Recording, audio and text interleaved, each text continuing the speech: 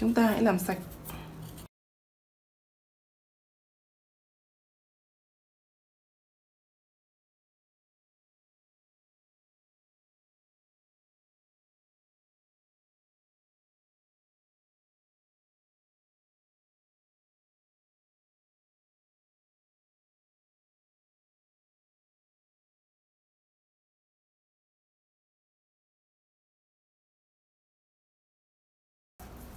Tiếp theo chúng ta cần tỏi.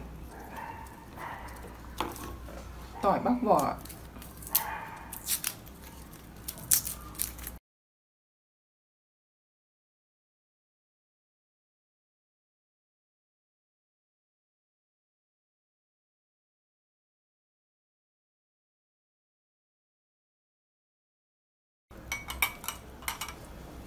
Tiếp theo chúng ta hãy bào nhỏ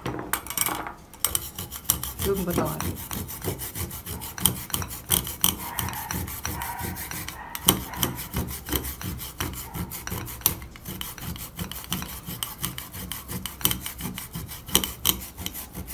Xong gừng rồi thì chúng ta lại bào đến tỏi.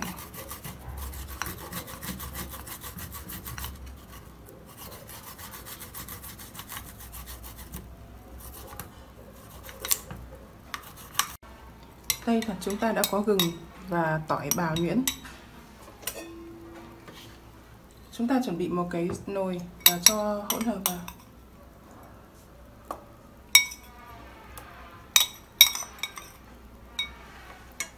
Tiếp theo chúng ta thêm một cốc nước. Ở trong công thức này thì chúng ta sẽ dùng đến đinh hương. Các bạn hãy cho 4 đến 5 nụ đinh hương. Các bạn cho thêm rau mùi và chúng ta đun trên bếp sôi. Chúng ta đun sôi trên bếp từ 2 đến 3 phút thì các bạn tắt bếp được rồi.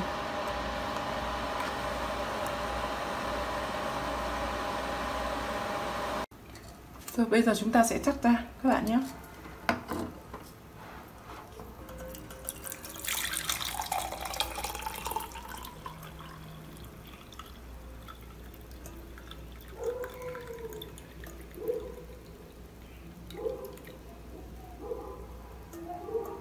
Trong công thức này thì chúng ta sẽ dùng đến cà phê hòa tan.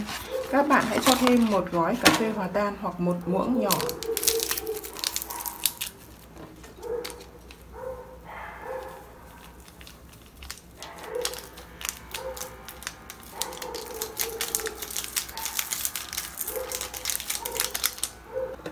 Các bạn hãy trộn đều nó.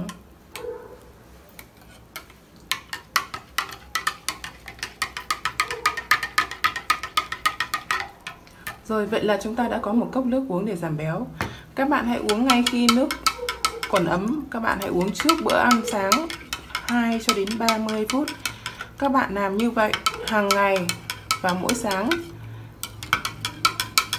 Các bạn hãy thực hiện đều đặn cho đến khi giảm được số cân mong muốn. Trong những ngày đầu thì số cân của các bạn sẽ giảm đi rất là nhanh. Bụng mỡ giảm đi cũng rất là nhanh. Và những người nào béo phì thì hãy uống một ngày 2 cốc như thế này. Thì buổi sáng 1 cốc và buổi tối trước khi đi ngủ 1 tiếng các bạn uống. Ở công thức này các bạn cứ thực hiện đều đặn khoảng 10 ngày. Các bạn sẽ giảm được đến 15 kg cho đến 17 kg. Chúc các bạn thành công. Video của mình kết thúc ở đây rồi. Các bạn đừng quên like và đăng ký bài để ủng hộ mình nhé các bạn. Tạm biệt các bạn. Bye bye.